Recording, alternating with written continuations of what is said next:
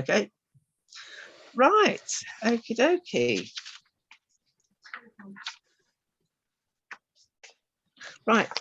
So if there is anyone in the meeting who doesn't want their image to appear on the live stream, please switch your video off now, as we do record the meetings to post on YouTube. And could you all please mute yourself during the readings and unmute to applaud before and after the readings? Thank you so much for that. I'm now going to, well, we've now started the Zoom recording and the live stream to Facebook. Anybody that comes in and arrives late will just be muted on entry for minimal disturbance. So that's done. So, hello everyone, and welcome to the January 2022 edition of Fiction Fix Online. This event is being live streamed to the Finger on the Pulse, which is the Facebook group for Fiction Fix Online, and the Zoom video will be posted afterwards on my Helen Claire Gould's channel on YouTube. Please do subscribe and please point all your friends towards it. And if you wish to join the Finger on the Pulse, please request to do so. There are a few rules to review and some questions to answer, but the group is for both readers and listeners. And we are currently moving from a public to a private group due to Facebook's new rules, which we're not very keen on. At our Fiction Fix live event, there was always a books table. Now, we can't do that with Fiction Fix Online, but for our authors reading this afternoon, please post your book details in the chat. And if you have a website, include that. Excuse me a minute, here's Pat. All right, okay, no need to swap round then. Okay, Pat's here.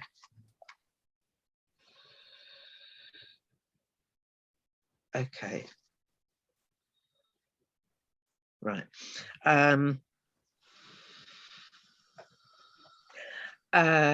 Yes, so if you have a website, please include that along with a link to the ebook and or to the seller for the print version. Prices would be helpful, and an ISBN or a SIN if you have it.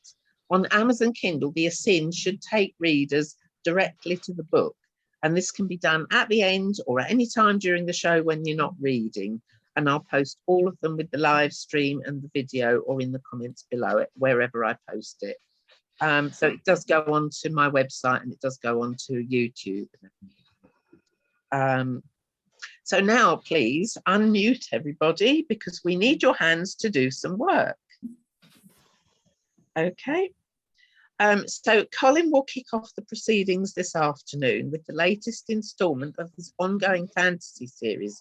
So will you please make some noise for Colin, A. Brett and Mylo, and please mute yourself during the reading.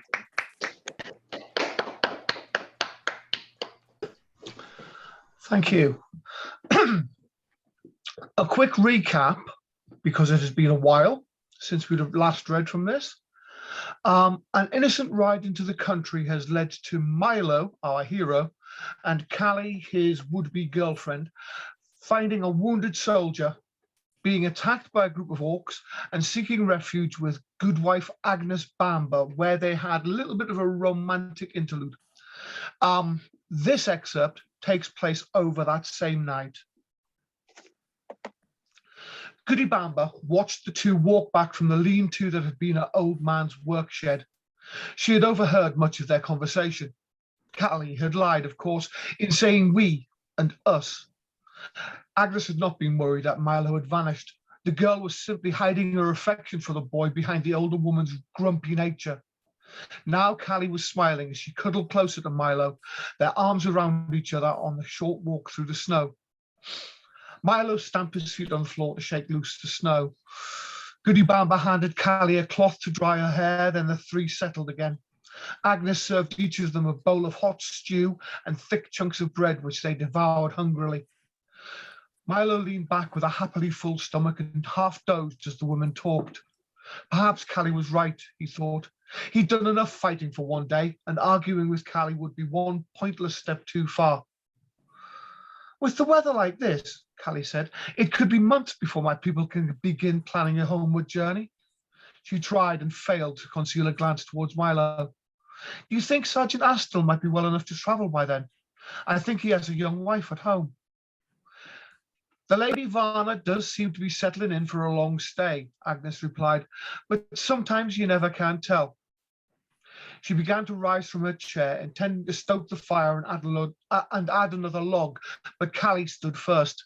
Here, let me do that, she offered, and was pleased when Goody Bamba settled back into a rocker. As she stoked the fire, Callie spoke over her shoulder. Not the best of manners, she thought, but it wasn't as if she was in the court or in the Merchants' Guild Hall. Who is Lady Varna? Goody Bamba chuckled. It's one of the many names for winter, my girl. All the seasons have girls' names and the natures of women. Didn't you know that? Callie shook her head. My countrymen don't hold with that sort of thing, and it was never taught. So, but why give winter a lady's name? Wouldn't something be more manly be better? Because winter has a lady's temperament, Callie. She can be cold and aloof or unleash the worst storm in a blink of an eye. She can be beautiful too. Have you ever seen the sun shine off the snow or glisten off the ice? When the skies are bluer than yours, girl, Lady Varna shows her beauty. Goody Bamba paused and realized that Callie was listening with rapt fascination. But Lady Varna has secrets too. Under the snow, snug in burrows, life sleeps away the winter. Lady Varna guards them all through the cold, just like we would guard a child in our womb, then lets them run free into the care of her daughter, Syl, when spring arrives. That's beautiful, Callie whispered. It's really only the menfolk, leastways round here, that fear the winter. They lose their chances to till their fields, and their orchards are bare of fruit, and their cattle might be starving if they haven't prepared enough fodder. And they hunker down in the inns, hoping the milder weather gets here soon. Goody Bamba lowered her voice. Some of that's a good thing, because it shows those men are thinking about feeding and warming their families. But the worst of them, Callie girl, fear the winter because they can't move their bloody stupid armies around to bring menace to the lands and folk around them. Callie looked at Goody Bamba for a long moment. Would that some of the men in her land could listen to such plain-spoken advice, she thought. Agnes could see her point had been made, and Callie would pay attention to it. It might take years for the girl to act on her advice, but act she would. Satisfied for now, Agnes stretched and winced at the creak in the small of her back. Well, I'm for bed, she said. I'll bring blankets for you and Mylo and see you in the morning. She kicked Mylo's foot and nudging the boy awake. Both of you, Mylo Sandine, no running away in the night like some damn fool hero. You've done enough for one day, young man. Mylo looked crossly at Callie, who was finding it hard to suppress her naughtiest smile. But it felt good to be thought of as a young man, not as boy, even if he'd had to kill to do it. Goody Bamba checked Sergeant Astle's bandages one last time. Her poultices had done a lot of the work already, and most of the poison had been drawn from the wounds. That was good. Now, rest, warmth, and good food would speed the natural healing, and the soldier would be on the roads to recovery in no time. She handed Callie a bundle of thick woolen blankets. Sleep well, the pair of you. Callie, if Sergeant Astle wakes in the night, you know what to do. Callie nodded. The girl had well understood her lessons that night. Then she turned and looked sternly at Mylo. And you, keep that. Agnes looked pointedly at how Mylo had crossed his legs, firmly buttoned up. They settled onto the low couch and smothered themselves in blankets. Callie laid her head on Mylo's shoulder and sighed as his arm wrapped around her. I'm sorry, Callie, Mylo murmured. She craned her neck and looked up at with a questioning frown. Goody Bamba was right, you know, when she warned me to keep it buttoned up. Keep what? And then realization dawned on Callie. You mean, oh. Mylo looked sheepishly away from her. Why? He had known a few of the girls in his village and felt not a shred of this embarrassment. He'd felt the bruises, of course, when one of the brothers had come after him, but even the dull aches in his ribs following that pounding had been gentle compared to the stab of guilt he was feeling now. You must think I'm a real git, Mylo said, a country boy who can't think with his brain and uses something else instead. Callie sat back and crossed her arms over her stomach. She had moved away from Mylo and cold air seeped into the gap between them. You're not the first man who has desired me that way, Mylo. She chose her words carefully. Man, not boy. I've overheard things at home, conversations held behind closed doors, suitors from noble houses and merchant families, from Avanti and beyond, come to treat with my father for my hand in marriage. Most of these men, she spat that last word, or the sons they wanted married off, I had never even met. And those that I had met were truly odious. Callie shivered as she remembered Jeff Berebek's drunken pass at her before they had left Colin. But that's just wrong, Mylo said. Wouldn't you have a say in who you married? Or am I being stupid? You're by no means stupid, Mylo. You're just missing the one thing that most of those men wanted. They didn't want me, my love, or my support as a dutiful wife and mother to their children. They just wanted a share of my father's money. She took Mylo's hand and drew closer, tentatively cuddling up to him again. If you're a simple country boy just wanting a roll in the hay, then you're still better than them. At least you're honest about it. I'm a poor little rich girl, pampered, spoiled, and raised for nothing better than a loveless marriage founded on money. She closed her eyes against the tears she could feel welling up. Mylo sobbed. Mylo felt the sobs shake Callie's body and tightened his arm around her. He had cried over the deaths of his parents, and now she was crying in desperate sadness. Wealth, privilege, and comfort meant nothing to Callie, he knew, after the risk she had taken with her ring. I'm proud of you, Callie. A choked gasp broke off her sobs, and Callie looked up with crystal bright tears blurring her vision. I'm proud of you, Mylo repeated. You could easily follow your father's plans, wed some rich old bastard or his half-wit son, and drown in gold dust. But you won't do that, Callie, because you're far too good a woman. He dried her tears with the corner of the blanket. Let's take Goody Bamba's advice. Things will look better in the morning. Mylo flashed his most mischievous grin. And I promise I'll keep it buttoned up. And there you go. Thank you. Okay, well, please unmute yourselves now. Colin is my long-time Fiction Fix collaborator, so many thanks to him for that. And please put your hands together again for him, for Colin, Brett and Mylo. Thank you.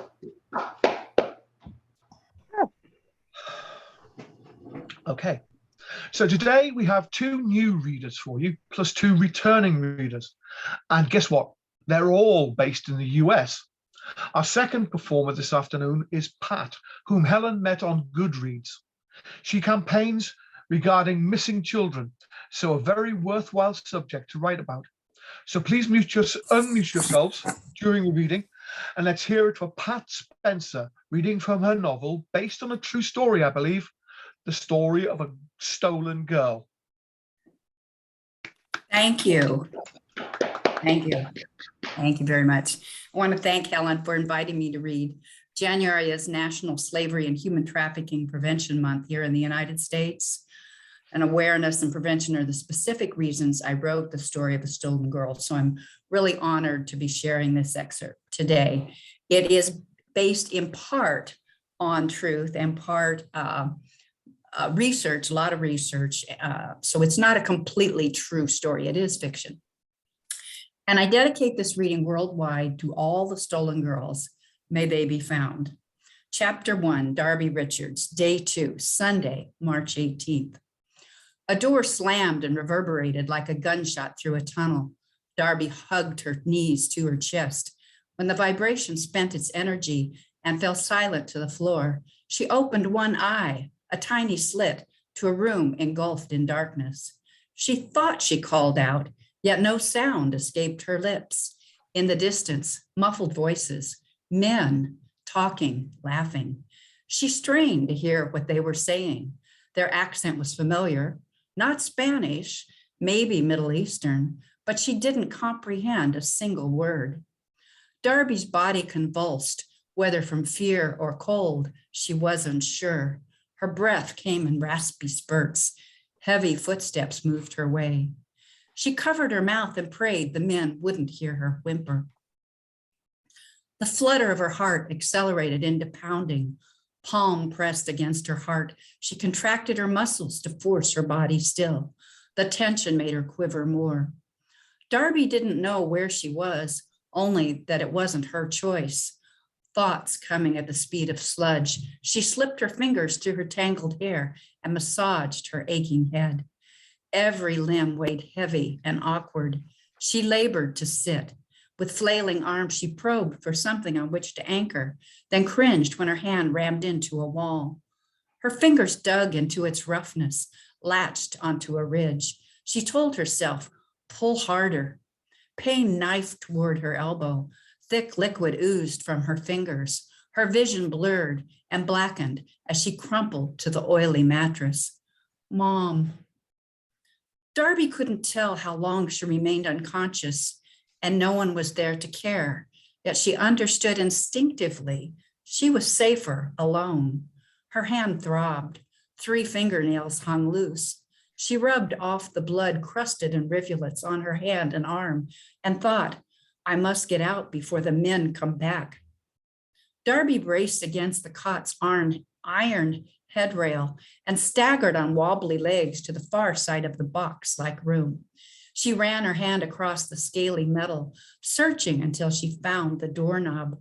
When it turned, her anticipation soared, then sank as the mechanism clanked and froze. She whispered, why did you lock me in here? Darby collapsed against the door. Rusty metal slivers cut through her blouse. Spots of blood rose warm on her back. She whispered into the gloom, why am I here? Snippets of sounds and faces flitted. When a mental picture formed, she saw herself standing on the sidewalk with her psychology professor, then looking around for her roommate, Esma. But it was her mother's voice that Darby heard. Never get into a car with a stranger. Now that it happened, she knew she shouldn't have let it, but couldn't remember how or why she did. A confused thought formed, but evaporated before she grasped it. When she pressed against the pain slicing through her forehead, the vision returned. Her heart hammered against her ribcage, surged as it had when the black car screeched to the curb, and the driver jumped out and opened the rear passenger door. She saw herself step back, the image so real. She felt her professor grip her arm, his voice close as he whispered in her ear. Do not worry, my dear, you will be fine. But she was miles and miles from fine. Darby pushed up from the frigid cement floor and staggered to the iron cot. The exertion caused her to suck down a gulp of air. The reek of mold and urine filled her lungs. A grumble gurgled up from her gut, pushing bitter slime into her throat. Her nose curled the stink of her own sour breath. She asked herself, did they poison me? She tried to straighten her spine, but her head lolled forward, impossible to hold up. Warm tears pooled, cooling against her chilly skin. Help, please, someone, anyone. Her voice faded to a whisper when she realized it was a mistake to call them back to hurt her more. Chapter 2, Nina Richards, Day 2, Sunday evening, March 18th. The ringtone was a welcome break from the computer screen. Darby's mother rubbed her eyes and read the caller ID. Nina Richards sent her daughter's roommate a motherly smile, even though Esma couldn't see it through the phone. Mrs. Richards, this is Esma Colin. I must tell you something. Nina pictured Esma at the other end of the line, brows furrowed, sable bangs partially covering one eye. The 2 girls, assigned as roommates at the University of California, Los Angeles, grew up to be fast friends, despite the fact that they were as different as the cultures in which they were raised. Her daughter was strong, athletic, with long blonde hair, sparkling eyes, and an instant smile. She reminded Nina of the American Girl doll Darby loved as a child. In perfect contrast, Esma was petite, dark, and exotic, with cocoa color eyes that hinted they knew more than they revealed. I am troubled. The girls were young, having graduated from high school only a year ago at age 17. And Nina understood Esma well enough to realize she was a warrior. First time in the United States, first year of college, living away from her parents and childhood friends. I'd worry too. What is it, Esma? Mrs. Richards, I am uncertain of how to say this. Nina waited patiently, not overly concerned, until Esma said, Darby did not return home last night and hasn't called. We always let each other know. What do you mean she didn't come home? Darby left without me. I have not heard from her all day. I do not know what to do. Did you call her, text her? Many times, Mrs. Richards, every hour since 10. I did not awaken till then. We stayed out very late. This morning, when I went to wake Darby to study, she was not in her bedroom. But you were together, weren't you? Yes, Mrs. Richards. We remained together most of the evening, but later we were not. She has not been here at all. I know this because her bed is still made. Perhaps she left for the gym or the corner bakery for rolls. She always makes the coffee first. This morning there was none. Nina glanced at the desk clock, 9:14 p.m. This wasn't the only time she'd worried that her daughter might lose her head over a young man. Could this be the first? Darby had several boyfriends in high school, but none who seemed too intense or caused Nina concern. Has she met someone, Esma? What do you mean, Mrs. Richards? Does she have a new boyfriend? Is it serious? An entire day has passed. Would she stay out all night? No. Nina visualized Esma's earnest expression. We met two nice boys at a fraternity party. We have a date set with them, pizza and a movie. But no, it is not like that at all. Acid burned its way up Nina's throat. Then where did you go? That concludes chapters 1 and 2. Right. Okay. So. Right. Please unmute yourselves if you can, and give it up for Pat Spencer and the story of a stolen girl. Thank you. Excellent. Thank you. Okay. So now we welcome back Chuck, who is one of our returning readers, whose reading at Fiction Fix Live was much delayed last spring due to my broken leg, which we'll say no more of.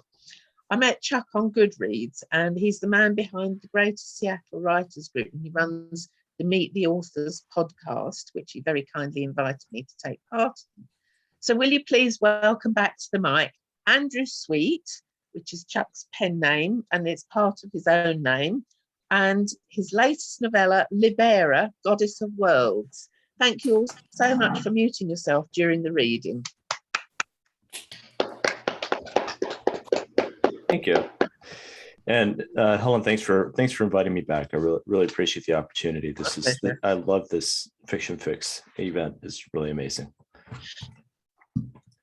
Okay, so yeah, I'm going to read from Libera, Goddess of Worlds, which is the third in a trilogy so far. We'll see if that sticks. And I'm going to start with chapter 1. The Creator.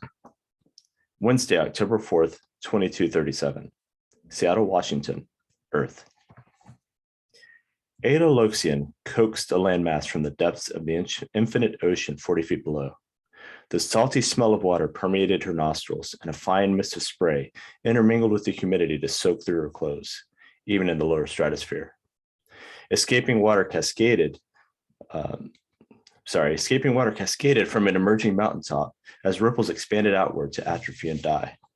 The peak rose miles into the sky, pulling with it large flat areas and expansive muddy fields, which she shaped with a thought, tugging it higher and higher against the skyline.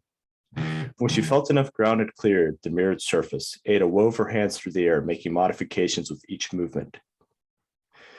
Feeling the edges of the island with her hand as she pushed them into intricate patterns, yanking at the shore in some places and pushing it back in others. Eventually, the land gave way to the form she'd anticipated, an exact replica of Pangaea.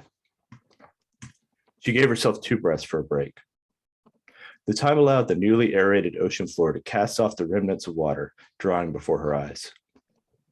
Then she formed reptiles and amphibians with her thoughts, spreading them across the shorelines and distributing them into the shallower parts of her Nasic Panthelastic Ocean. With a flick of her wrist, Ada dropped 4 humanoid families down along the coast of the Tethys Sea.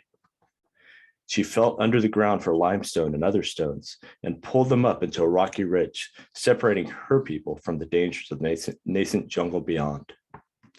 Ada wanted her people to survive, unattended at least 7 generations, which would give her enough time to build up the rest of her planet. Building her planet was an effort that had spanned multiple weeks in planning and setting gravitational conditions. In the beginning, there had only been a gas nebulous, and it was Ada who had summoned errant rocks together to create a fiery molten ball, and then cooled them into something livable. Human laughter drew her attention to the shoreline. The people she'd made ran around naked, which was going to be a problem. She watched, irritated, as the beachside frivolity quickly degenerated into a mass orgy.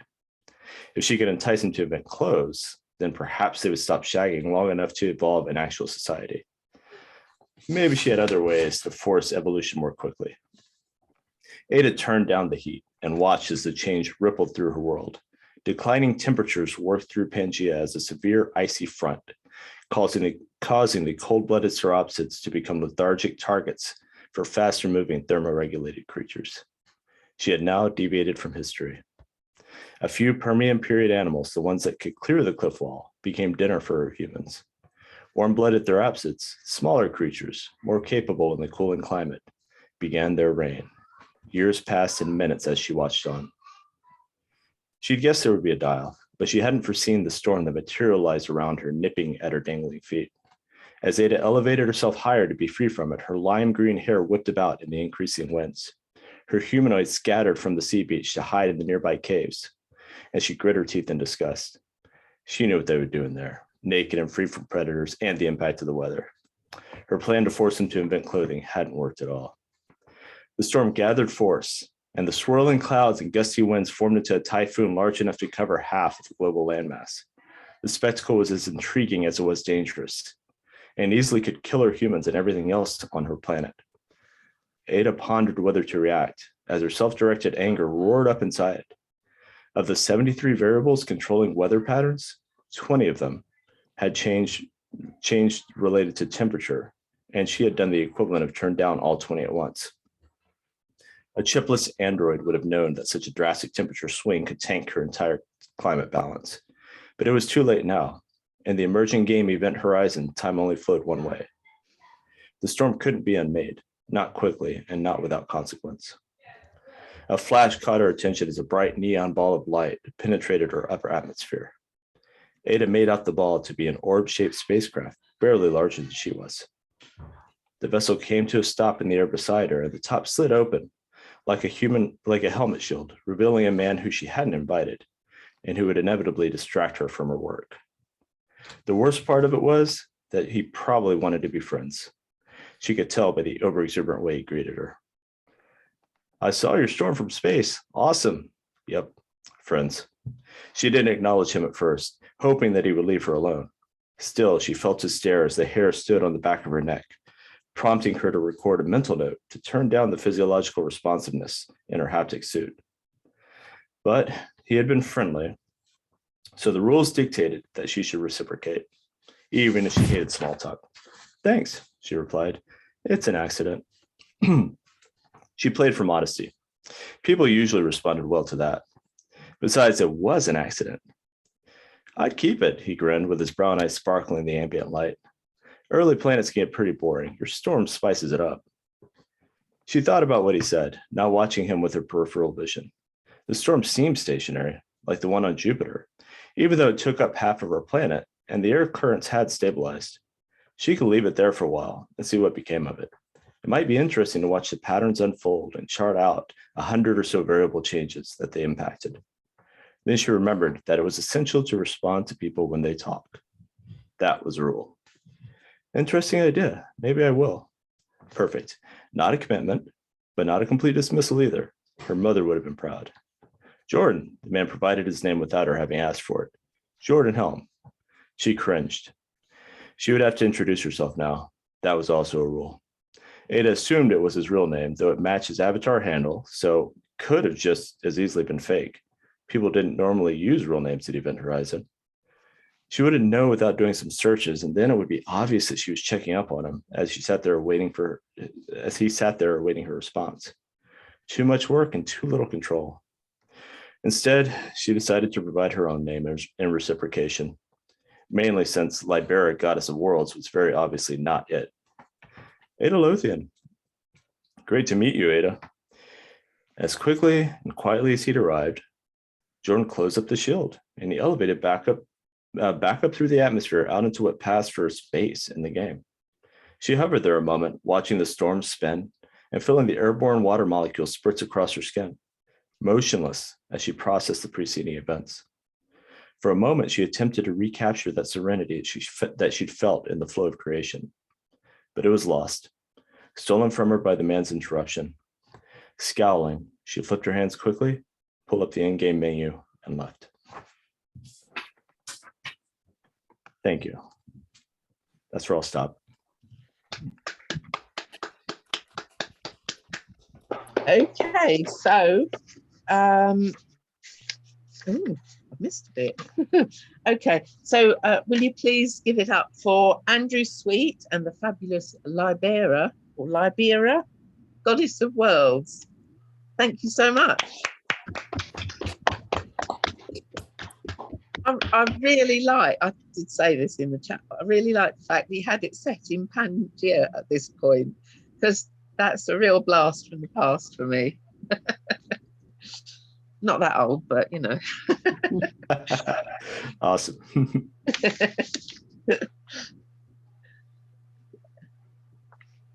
Right, okay. So, Okay.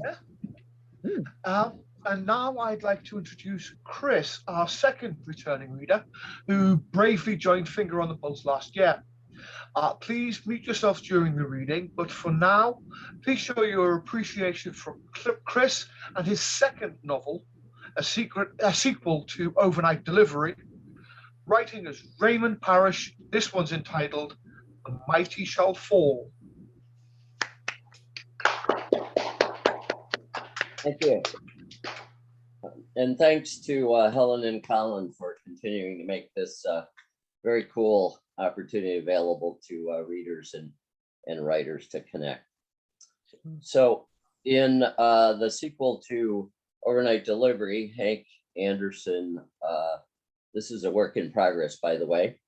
Hank has found himself caught between a shadowy spiritual movement and a vulnerable young college student, Seth Overstreet. The decision was made that Goodman would, under the guidance of his brother, reluctantly assist the highway patrol in wrap-up, then head for home. Phil and I would give Seth a lift into Omaha, keep him company until his parents hit town, then hightail it back to Des Moines to be embraced by the loved ones who were no doubt busy compiling the bullet points of our latest misadventure. If this reality disturbed Phil, it didn't show. He had resurrected the unflappable demeanor I now understood was part genuine Phil and part visual armor, used to mask his sorrow and rage. As we loaded our bags from the protection of the service station canopy, Goodman wished Seth good health before motioning me away from listening ears. My AA sponsor tells me I need to work on gratitude, he says. So thanks for coming along, no questions asked. You came through for Phil. He kicked at imaginary gravel. And if you tell anybody outside the anonymity of a 12-step meeting that I said something nice to you, I'll deny it.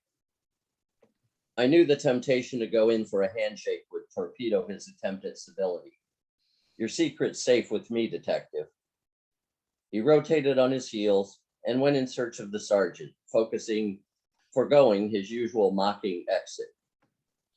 Mr. Anderson, the major, rain gear zipped up, stepped my way while Phil settled Seth into the back seat. Major Sunderman, I'd like to thank you for allowing me to be an honorary, temporary, voluntary part of the highway patrol team. Her face radiated something new, humor. And I would like to thank you for bringing your expertise and your colorful style to a terrible circumstance that might have become a catastrophic event. You run an impressive operation, I returned the compliment. Can I ask one more question? Elizabeth, the major stunned me again. My first name is Elizabeth. She looked over my head directly into the pebbles of ice beginning to join with the rain. But you can continue to call me Major Sunderman. Her steel gray eyes came back to me, carrying honest concern. And Hank, be careful out there. With Seth tucked in, I assumed the passenger position. Phil pointed us west, cruising across the Nebraska state line, then north, maxing out the defrosters for the drive to the hospital. Traffic slowed to a crawl as the wipers battled a sheen of freezing rain layering the windshield. He took the extra time to make good on our promise, giving Seth an edited report of recent events, wisely omitting Braxton's death, while maintaining a laser focus on the task of delivering our precious package to his parents. I thought Emma was my friend until she showed up at the motel, Seth said. I'm such a geek. She's an exceptionally skilled actor, I said. Why do I feel like it's my fault? That's what people like Emma, Musselwhite, and Braxton want you to believe. They want people they manipulate to blame themselves. It was too soon to facilitate a deeper understanding of Emma's motives or a gut level level awareness of just how vulnerable Seth had been.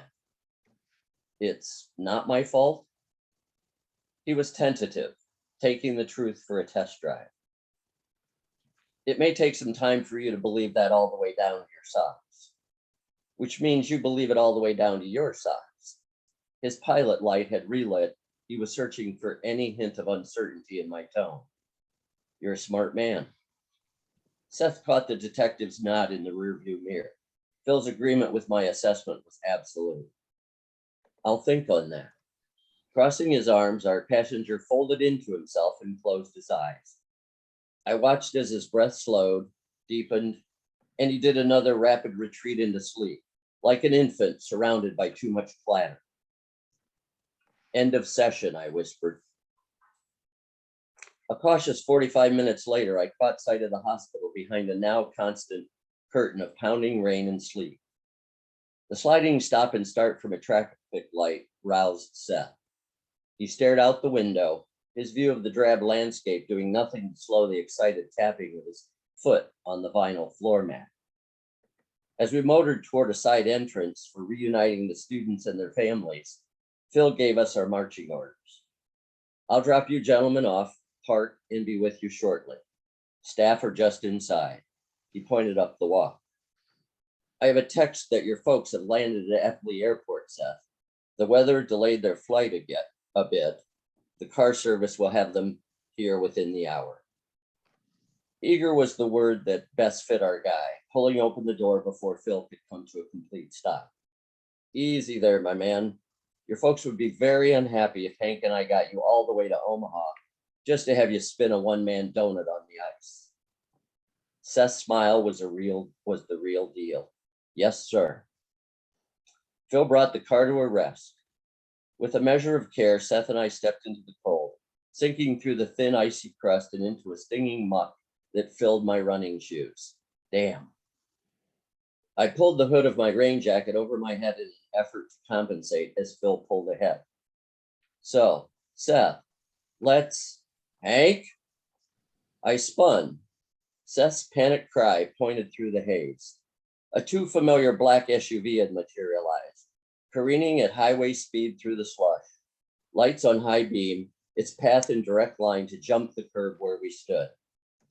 I reached and grabbed a fistful of Seth's parka, jerking him sideways. Momentum carried us face first into the sludge. Our landing lost amidst the soaked shriek of brakes at war with tires. I rolled, my injured shoulder and knees insisting I stop propelling myself violently to the ground, my eyes level with dripping tread and arm's reach from plowing us into the hospital lawn. Not dead. Get up and get in, a man's voice screeched through the squall. Seth had pushed onto all fours, pain and puzzlement mixed with the sleep beating against his face. Levi? A slight man with a tawny, pockmarked face in an oilskin jacket and camel ball cap leaned through the open passenger's window, requiring both hands to aim his gun.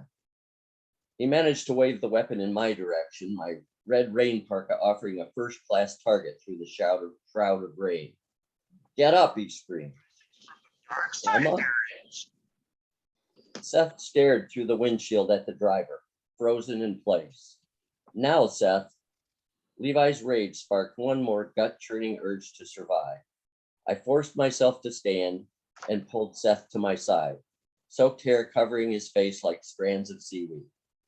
He shuddered into the cold, and I felt the weight of his ordeal fall into me. Just another liar, I spat, twisting my body in a desperate hope of seeing Phil coming to our rescue. And there he was, sprinting, oblivious to the storm, pushing aside his trench coat to free his gun from a hip holster. Police, he thundered, drop your weapons and get out of the car. The power of the big man's voice woke Seth from his trance. He squeezed my arm and rasped, maybe we should run. I nodded. We pivoted, seizing enough traction to skate towards safety like drunks in a winter sack race. I heard the SUV jam into gear, tires fighting for purchase on the pavement as the gun cracked. Woomph! The dull thud of bullets embedded into the turf and pushed us forward. Risking a glance back, I expected to be one step ahead of tire tracks across our backs. Instead, Emma was in full throttle reverse, clearing the curb and bottoming out as she stood on the brakes, spun a grinding 180, and fishtailed toward the outer road, taillights fading into a veil of downpour. I slipped and tried to slow my gait, but Seth dragged me, arm's length, until we stood side by side with Phil, soaked to the bone, trembling from cold and fear. Phil tucked us behind his body, steady in his stance until certain the danger had passed. Thank you.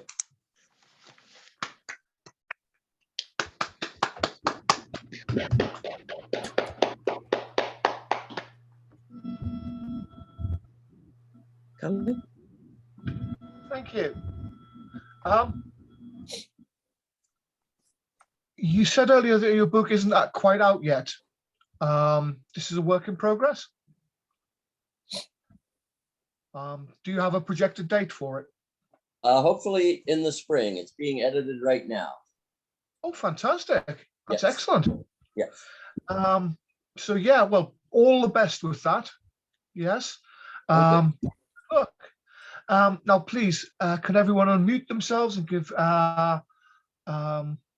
Chris or Raymond Parrish another round of applause for the mighty show forward. Thank you so much. Okay, and now for another new reader, Josephine, who writes contemporary romance and has also been on Chuck's podcast.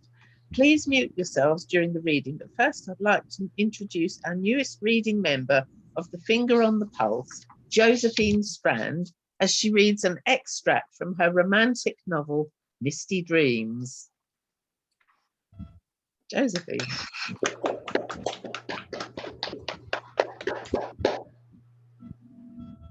Hi, Helen, everyone. Thank you for this opportunity. I'm really honored to be among this group of awesome writers, aspiring writers, and what have you. I'm going to read a piece from a later part. It's actually the very beginning of the story. This is a dual timeline story. So I'm going to begin when the main character is a young college student. So I'll read this. It's actually chapter 4. Manhattan, Christmas Eve. Richard Kelly had never been a believer, at least not since he was 5 years old, and believed Santa Claus was a kind-hearted old man from the North Pole who traveled the world bringing gifts to children.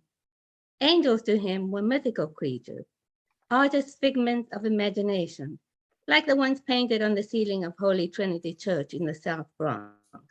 He remembered them well because as a child, he'd sat counting them and studying their mesmeric features, Sunday after Sunday, while waiting for the sermon to be over. He'd never expected to actually come face to face with a live one someday, certainly not in a noisy, overcrowded department store. Don't forget to pray for the cleansing of your soul, his grandmother would always tell him before the beginning of Mass. Whatever that meant, he'd never heard of a soul needing cleansing, as if it were a dirty face. Still, he'd pray to those pretty angels whose clean faces looked benevolently down on him, asking for the purification of his wicked soul. With some luck, they'd take pity on him and bring his mother home, back when he was still a gullible kid, that is, until he developed some semblance of a brain and realized that it was all a waste of time and energy. He blinked to clear his vision, but the angel didn't dissipate in a flash of heavenly light. He was hallucinating. The stress of juggling college and 2 part-time jobs had finally gotten to him. From the crowd of kids and adults, she, the creature, blinked in response, then continued to stare in muted fascination. Her eyes were so blue and bright they made him think of the sky on a clear day in April. Get a grip, he told himself. This was no angel. It was just another awestruck kid captivated by his pet monkey's antics. Perched on the back of Santa's gilded throne, Molly was putting on the act of a lifetime, and Molly knew how to work the crowds.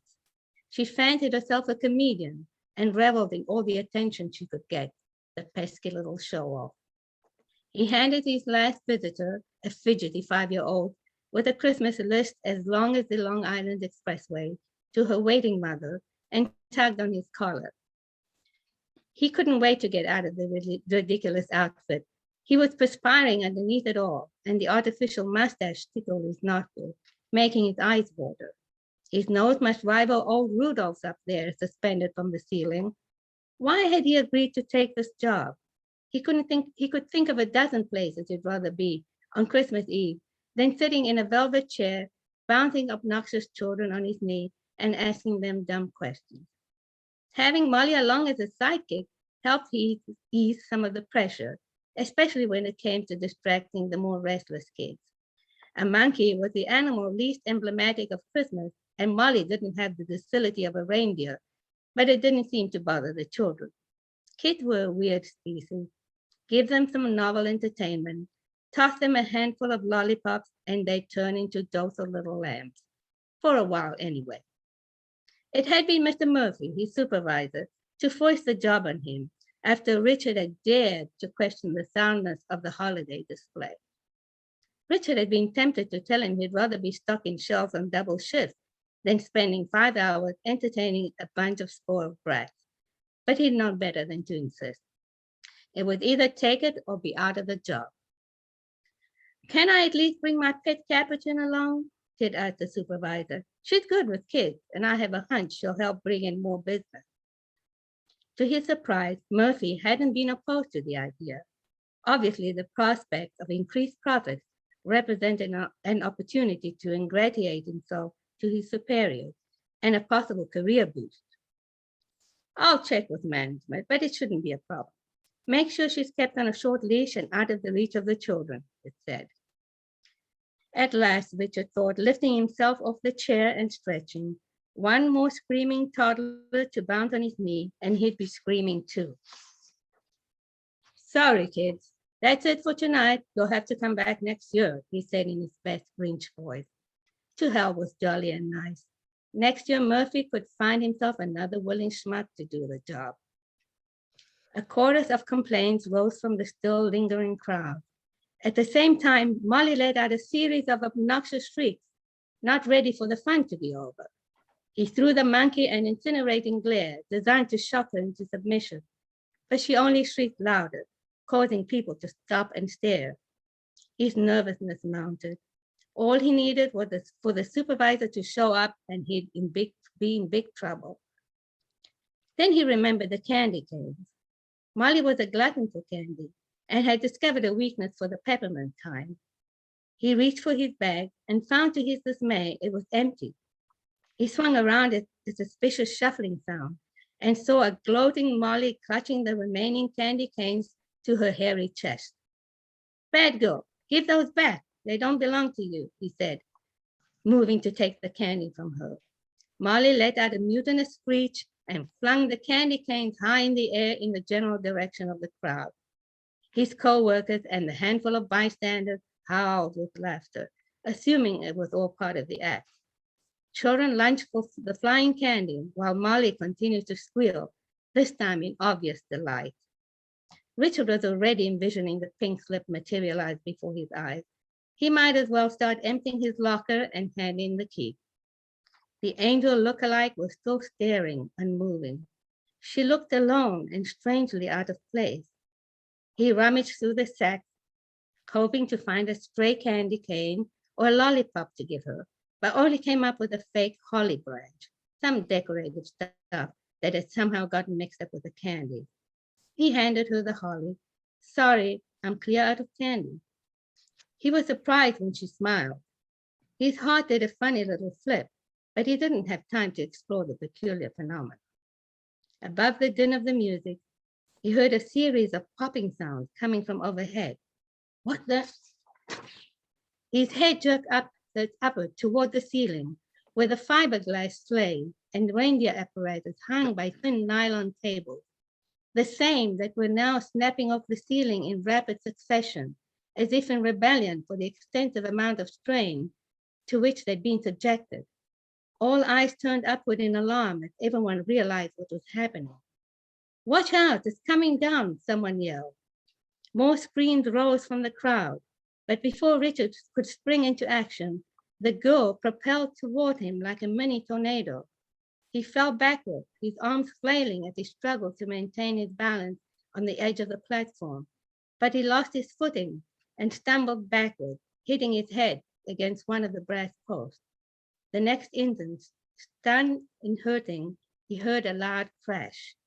As his vision cleared, he saw the girl sprawled on the carpeted platform, partially buried by the debris. Thank you for listening.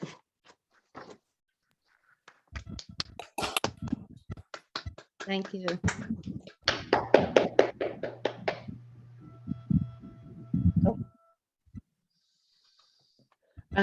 So please unmute yourselves now, and how's about another round of applause for Josephine, writing as Josephine Strand and Misty Dreams. Thank you for sharing, Josephine. That was great fun. Thank you for listening.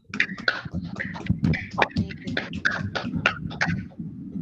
And Michael's right. I think actually we've been hearing all and seeing all the pictures all the way through, so it's been a really good session. Fab. All right then. So now Helen will bring the session to a close with a reading from the Zarduth Imperative, Clanship. We're into chapter 9 now, and the emergence of with the emergence of a plan on the Clanships. Chebu Restic, the camp commander on Decline, also discovers changes in the way the new prisoners behave. So over to Helen. Thank you so much.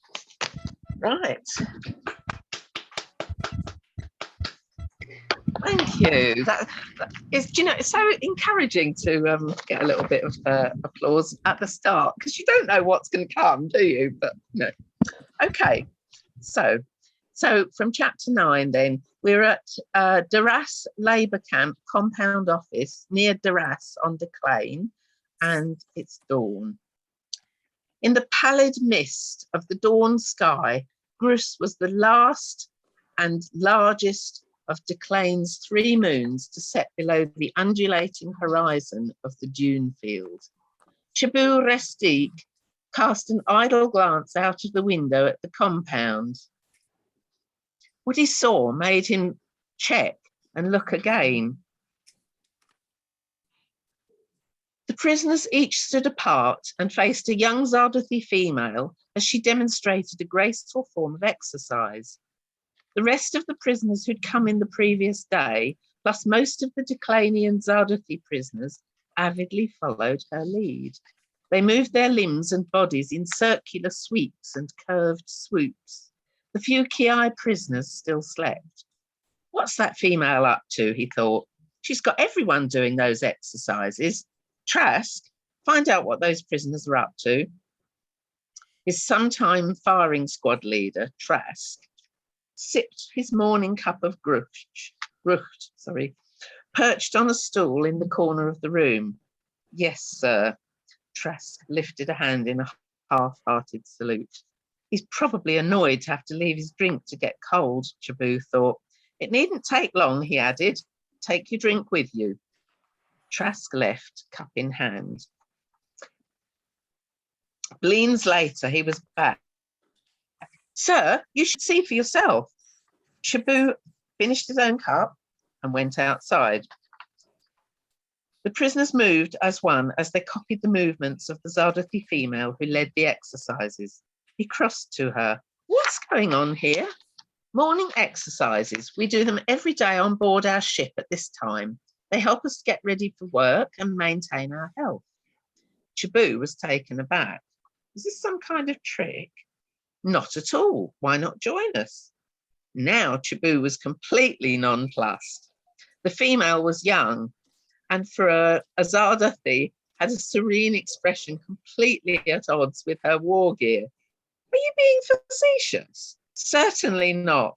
You and your men are welcome to join in or just watch if you prefer. This is healthful exercise and will benefit any bipedal humanoids. We all have similar bone structure and musculature. May I restart? Chabot was dumbfounded.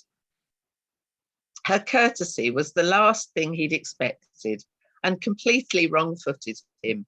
Then he realised she awaited his answer. Yes, restart. He stood aside to give her room. I'll watch. Thank you, she said, and bowed. Take up the Chateaucan horse stance, everyone. She followed this with instructions for a series of movements, which she demonstrated first. Chabot was impressed at the discipline of her followers. Even the newest members of the group, the Declaney, managed the positions and sequences. He watched as she moved among them, correcting a foot position here or a gesture there. She's a good instructor. And then it hit him as she demonstrated the next movement. They're practicing some form of fighting, but it looks like a dance. He stood watching a little longer, then gave the Ki nod as an acknowledgement of her status within the camp as an instructor, and turned back towards the ramshackle cabin he and his troops occupied. His steps were slow and thoughtful, and he paused at the door to glance at the dune summit silhouetted against the blue-white sunrise. Well, Trask asked as he stepped through the door, what do you make of it? Just some form of exercise, presumably from that Earth place where the humans come from, Chabot said. Nothing to worry about. She invited us to join in. Trask looked surprised. Did you accept?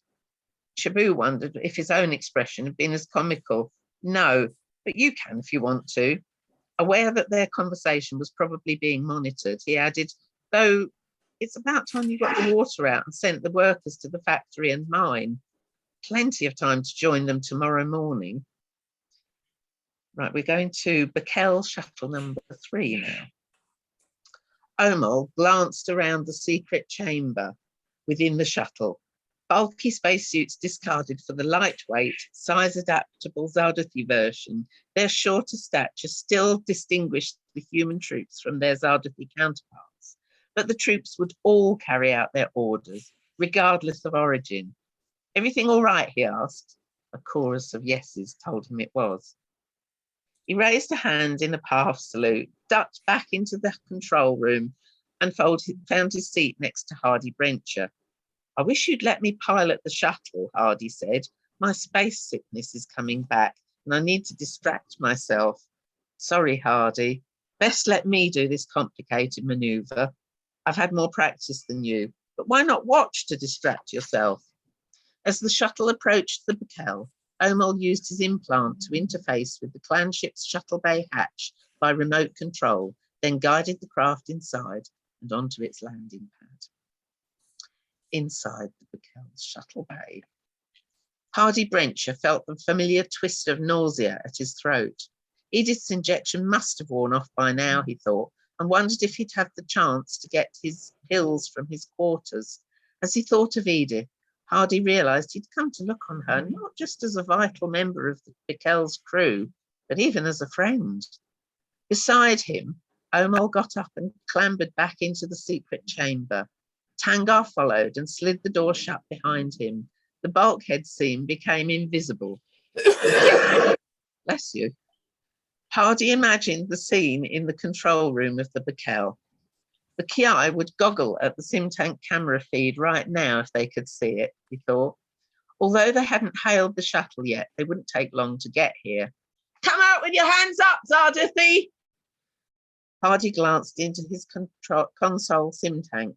His translator was already on, so he could converse with the Zarduth and had been primed with Ki, so he understood the trooper. The shuttle was surrounded. So, they think I'm a Zarduth. I suppose that's logical. I just hope I'm a good enough actor to play my part properly. He wondered how much of a surprise it would be to the Ki that he was human. I repeat, the Ki's voice was crisp. Come out with your hands up. I am, he replied. The shuttle's ramp extended as the airlock opened. He raised his hands and stepped onto the metal, moving slowly.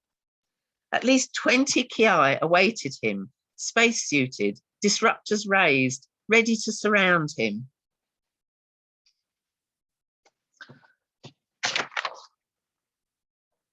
Hardy took a step backwards, as if taken aback by his reception. Come out now! Hardy stepped onto the metal ramp. A new voice, harsher and more metallic than the previous one, cut in. Take Zarduth prisoner, board shuttle. Take Zarduth down to surface. Hardy saw the speaker for the first time. It's a Voth. I didn't expect that. Hardy wondered if the concealed warriors had heard the exchange. Lucky Omol's hidden back in there now. As he saw the Voth close up, his emotions boiled. How many of them are on the ship? None of them had expected that, though it's happened before. The Ki hadn't given him away, yet. Perhaps they don't realise I'm not a Zarduth and just recognise the suit as being of Zarduth design, he thought. Though they must have noticed I'm using a translator and my speech is different from Zarduth. We'll just see what happens.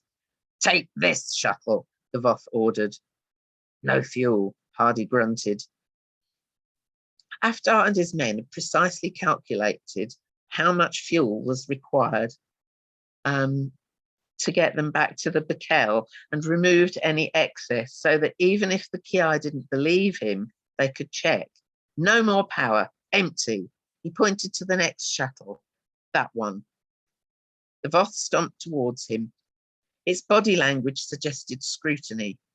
Hardy saw its greyish whiskers protrude between the plates of its armour. It cocked the upper part of its body towards him in what looked like a gesture of query. Not Zarduth, so what? This better not put my planet in danger, Hardy thought. He hesitated, then mumbled, human. Then, human, into that shuttle. The Voth extended a pseudopod towards the second shuttle. The lead Ki trooper motioned to a couple of his men. They stepped forwards to surround him, stowed away their weapons, and secured his hands behind his back. So far, so good. Hardy felt a tinge of satisfaction that the plan had proceeded as discussed, other than not being able to get his medication. I must get down to the surface of Declane. The others must stay on board. One of the Ki jabbed the barrel of his disruptor into Hardy's ribs. Move! Hardy allowed the Ki troops to escort him towards the second shuttle. It didn't matter where it hit him. The disruptor would kill or severely injure him, he reflected. Okay, he said. The translator remained silent. What's okay? Eye nearest asked as the other shuttle's hatch slid open. Hardy shrugged. Okay is okay, he grunted and clumped up the ramp without a glance backwards. Thank you so much.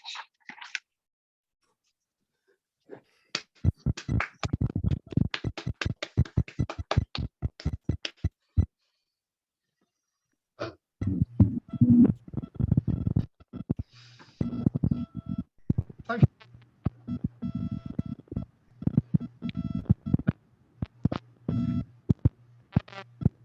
Uh-oh, what's happened?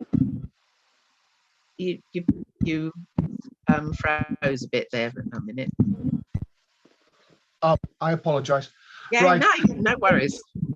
Events begin to play out in the camps from now on, so keep listening next time. So will you please show your appreciation for Helen Claire Gould and the Zarduth Imperative Clanship?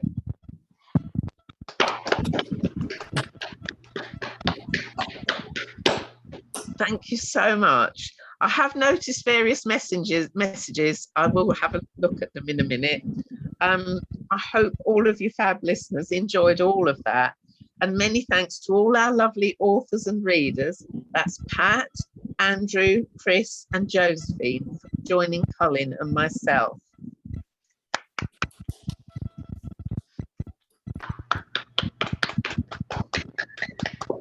It's lovely to have, you know, a really nice big group too. Okay. And thank you so much to all our lovely friends and family studio audience for joining us and supporting our readers today. If you'd like to stay and join our chat with the authors after we finished, you are most welcome to join us. That part won't be recorded or streamed, so if you've put your video off, I don't think anybody's done that today, but you can safely put it back on once I stop the stream and the video recording. So thank you very much, studio audience.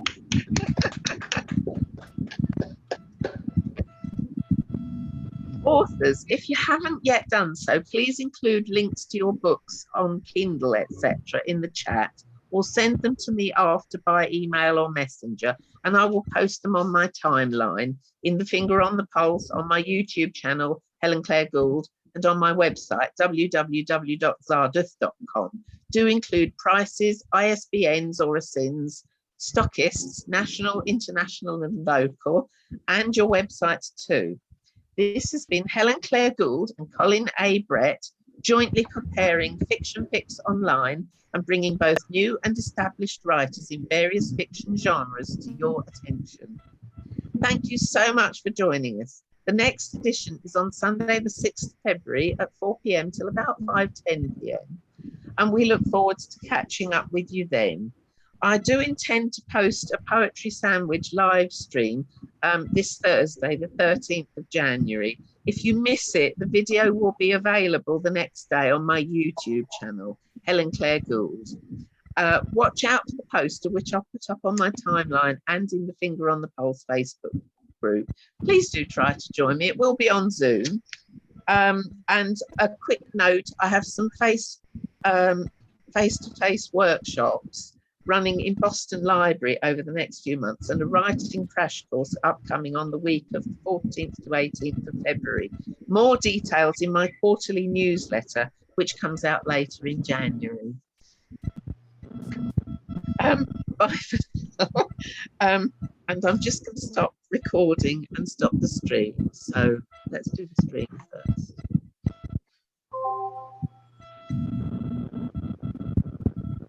Okay.